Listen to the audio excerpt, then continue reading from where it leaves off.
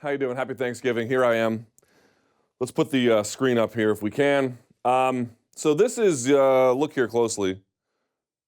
This is UFC 66. This was their second meeting. Now, if you're listening on the audio podcast, don't fast forward just yet. Here's what a point I want to make in this. I'm going to show you some of the footage from the fight over the weekend, but this is the beginning of the end right here at UFC 66. This was their rematch. First one, I think UFC 44 or 47. I can't remember. This was the second one of the two. And what you notice is a few things. Here's what I got. You can look at the final shot that Tito landed on Saturday, and you can say, well, yeah, it was a clean shot that would have put anybody down. But that's not really true. When you look at Chuck in his prime, and this was probably the peak, this was probably the very end of Chuck's peak, this fight right here, because after this, he goes on that big, long losing streak. He was still champion in this contest. He lost to Rampage after this, I think UFC 71. My point is as follows. Number one, I've made this point in previous times. Who is behind, right? Who's in the danger zone? It's Tito, right? Tito's in the danger zone. So you have Chuck leading. Chuck is in the center-ish, but pushing out. You could say, well, Luke, Chuck's a counter fighter, and he is. But he's a counter fighter in more clever ways. What you're going to notice is that Chuck's a counter fighter in the sense of he's good at keeping the right kind of distance, but he doesn't really back up all that often. He might back up a little bit inside of this space here, all of this, but he doesn't really back up to the point where his back's along the fence like Tito's doing here. Tito is getting cornered. Chuck really never, ever got cornered in his career up to this point for the most part. Maybe in the first Rampage fight or something like that. But the point being is I want to just sort of set the context here. Number one, he's leading. Even though he's counter-striking, he's leading a little bit here in terms of forcing the action. Conor McGregor's very good at this, right? He'll back you up, force the strike out of you, and then bing, bang, boom, you're looking up at the lights. He's kind of very, very skilled in that regard. So, number one, context. Look at where they are, positioned on the cage. Look at the sort of body language here. Chuck hands down by his waist. You know, Chuck doesn't have his hands here. And he kind of really never did it at the end of his career, but like he really has his hands low. And just look at this footage here for a second. Look at him stepping into him. And remember when I mentioned when your back gets up against the fence, your behavior changes? Look at Tito almost leaning on his back foot like this. I think he would never really do. He's just trying to find a way to stay out of Chuck's range. And look at Chuck here. One thing I want you to notice when we go through the next set of footage, pay attention to how little Chuck throws. Like there's just very little proactive offense on Saturday. In this fight, he had tons of proactive offense. One, he was moving really well. His gauge of distance was excellent, right? So he's establishing the right context. His body language is good. His balance is good. He's proactive with his offense. And he was firing his uppercut over and over again. Look how much distance he covers with this thing, first of all. Incredible, right? Gets Tito to kind of cover up, and then he uses it to come overhand like this. He was known for these overhand rights and overhand lefts where he could just strike from super far. Now, keep paying attention here. Tito drills him. Look at this. Bink. That would have put him out or sat him down on Saturday. Watch what it does to Chuck here. Makes him slip off, throws a right hook, and then comes back around with a left. Then, look at him, diving. Boom, look at that. Diving in, Chuck in his heyday, proactive, good distance, setting the right context, and more important, that very accurate headhunter. He was a headhunter, but he was really powerful and really accurate at it. He could do it backing up. He could do it going forward. And so that's why I made him a bit of a bad matchup for Tito in the early days. Tito, in the words of Rashad Evans, has a big-ass head. So he would just go after it constantly. But even in this fight, he was throwing body shots to Tito as well. Like, he was just going all over him, right? Look at him, backing him up, bang. Look at this. I think is it the liver shot here? No. Big uppercut, bang. And then he gets on top, kind of down blocks him on the way here, and then sort of goes all after him here. So this is my point. It's just a small exchange at the end of the fight. There's nothing is it the most meaningful piece of footage? Not necessarily, but it's so emblematic of why he was so great, right?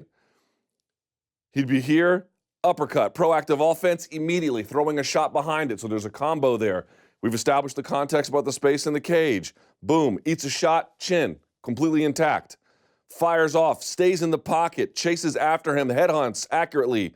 Look at him backing him up and just constantly giving him nowhere to go. Firing the uppercut. So he was going around the guard, through the guard. just a barrage of assault kind of down blocks here, gets out of the way. It's amazing. It's vintage Chuck Liddell, right? And then you go and look at Saturday's footage and you're like, yeah, it didn't look like that. I'm not gonna show you the finish here because there's no need. So then you get here. Now you have almost none of those contexts in play, virtually none. Number one, this is Golden Boy's cage, but look who's behind, right? Who's in the danger zone now? Yeah? Number one.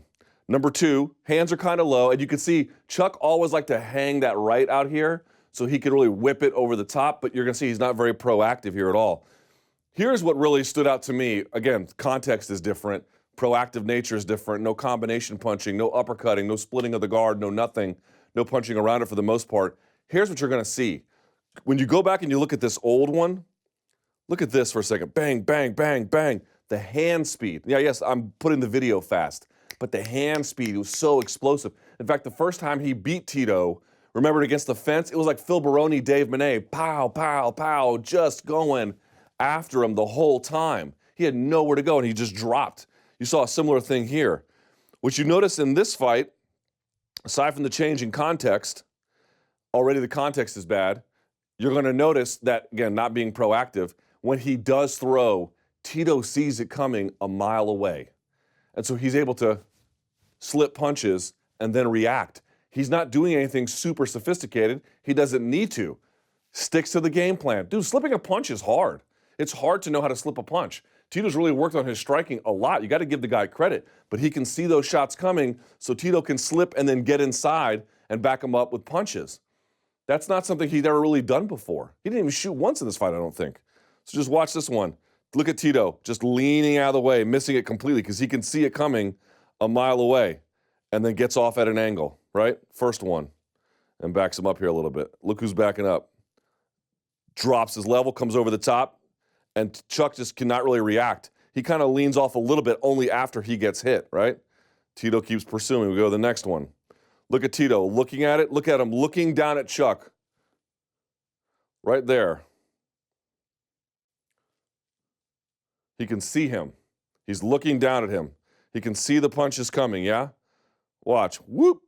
Slips twice, expecting both times as Chuck comes forward to get it off. These movements are subtle. They're not huge movements. They're just tight little slips. Good job by Tito Ortiz, right? Boom, stays out of the range. Now here's Chuck again, pawing like that. Look away, he's so far. Look at Tito. He just leans as Chuck tries to paw. Tito just leans and then gets ready to step inside, kind of waits his moment there. Look at Tito. He can see this coming. Boop, slips it. Dude, it's like you've never, I'm not saying Tito can't do this against anyone else, but this is not something that historically, if you look at the body of work of Tito Ortiz, that he has been known for. To an extent, it's probably because he didn't get enough credit for stuff he had done, but this was like maybe the best display of it to this point. He can just look. He can look at him looking down the pipeline. He can just kind of see it coming. Is there a tell? Watch Chuck's left hand. He kind of drops it, right? Whoop, you can just see it coming. Slips to the outside, bink. Now Chuck has a bit of a hanger here. There's this tactic where he's using it with his cross, but you can use it with your jab too. So I'm left-handed, right? So if you jab and then you keep a hand up and it keeps them from coming over the top, so bink, and then the hand goes up. He's doing it here on the cross. So this would be my left, would be my cross. Bink, and then he's bringing it up again. You're watching that. So he throws, he slips it, boom, but he keeps the hanger there. But that's the only thing keeping him safe. Tito's just off on that right, just off. And you can see, look, Chuck looks kind of like not balanced here, you know? We go through the tape a little bit more. Again, look who's in the danger zone.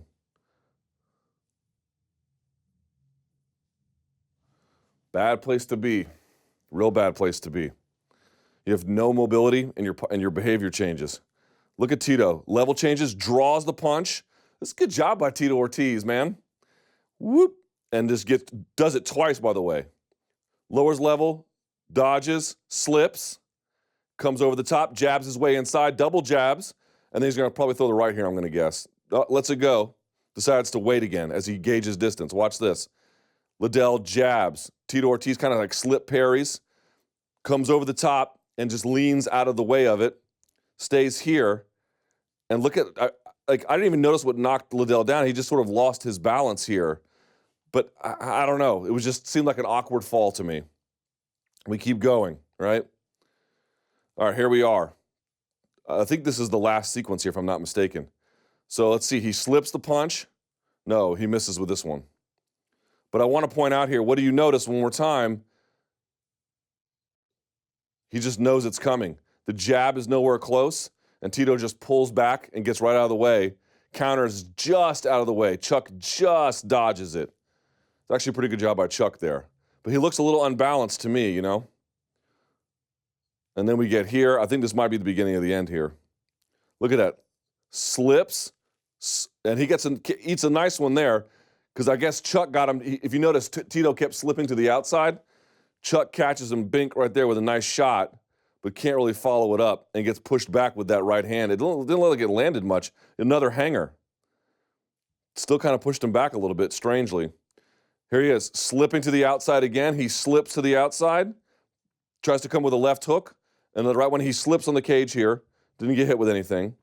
You're asking, what's the point of all this? Look at how often he can just time Liddell's shots. You're wondering why he never went for a wrestling shot.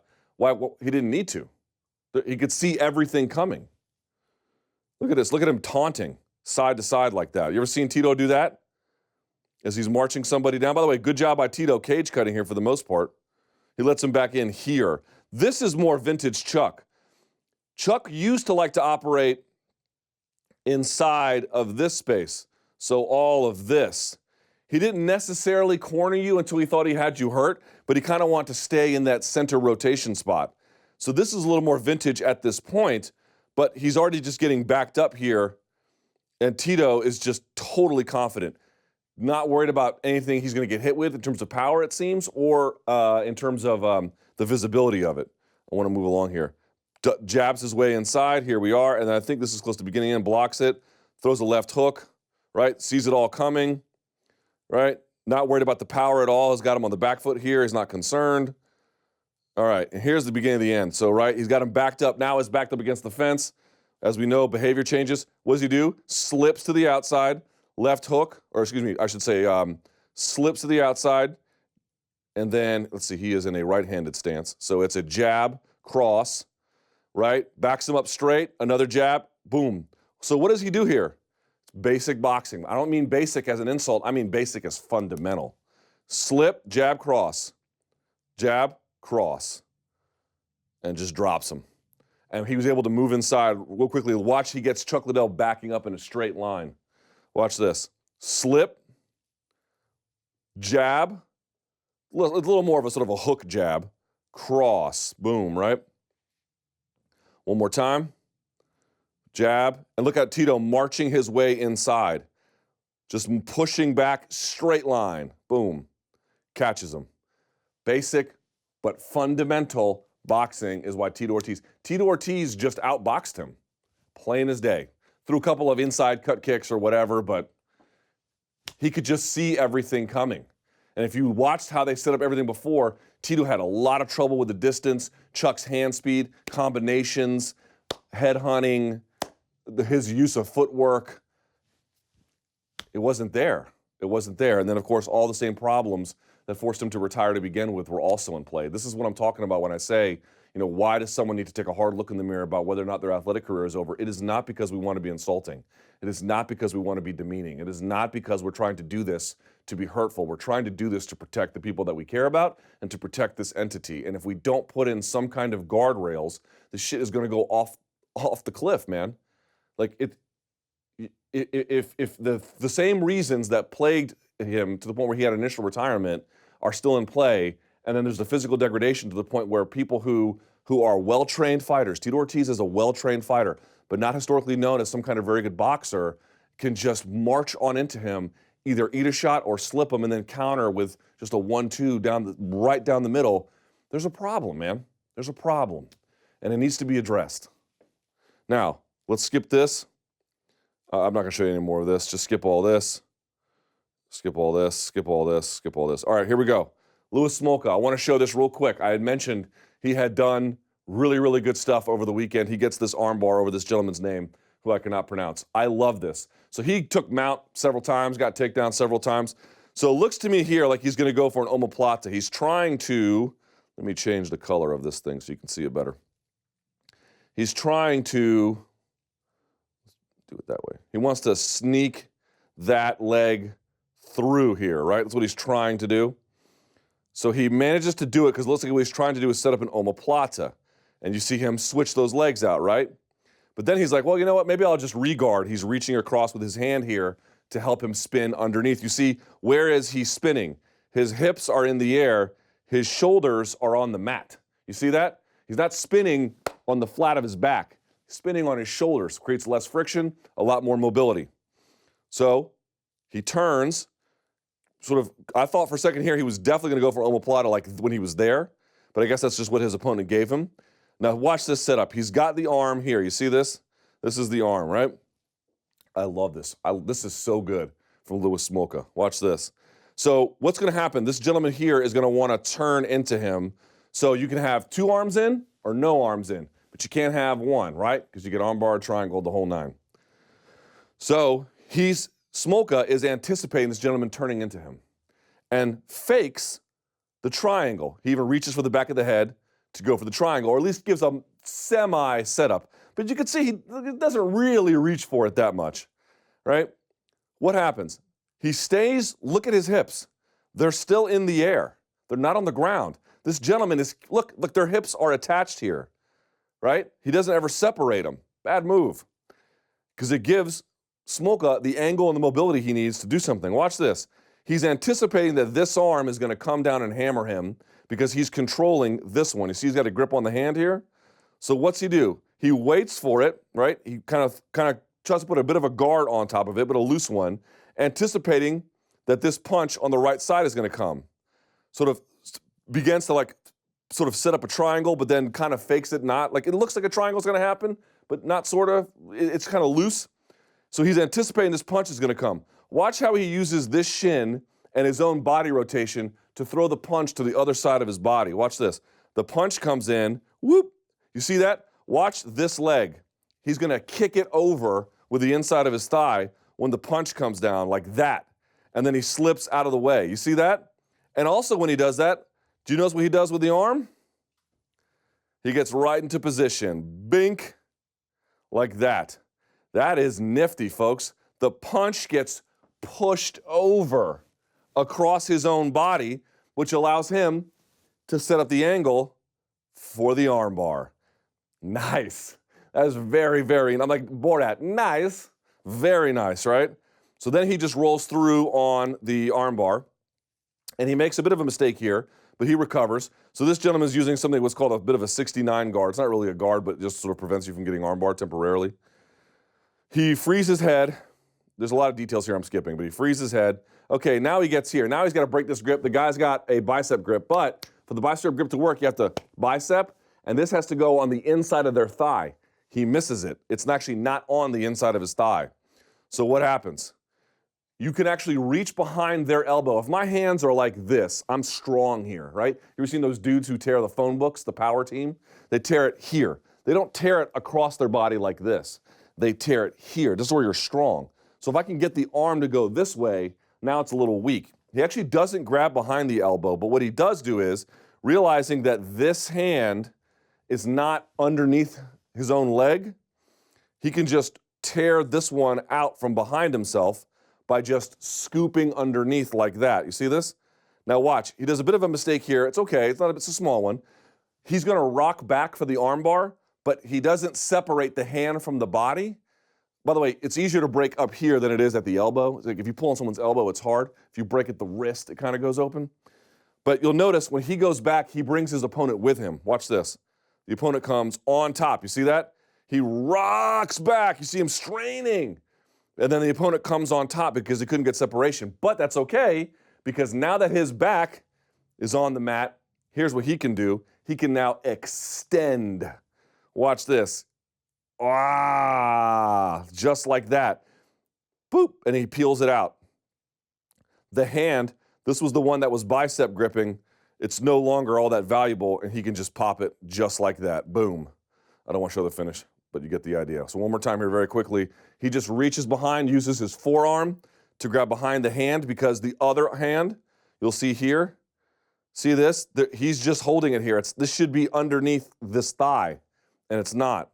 It's free. So he knew he could just grab him. He pulls him on top of him a little bit, which the guy gets to his base, but at that point he can then extend his hips away from his body, and there you go.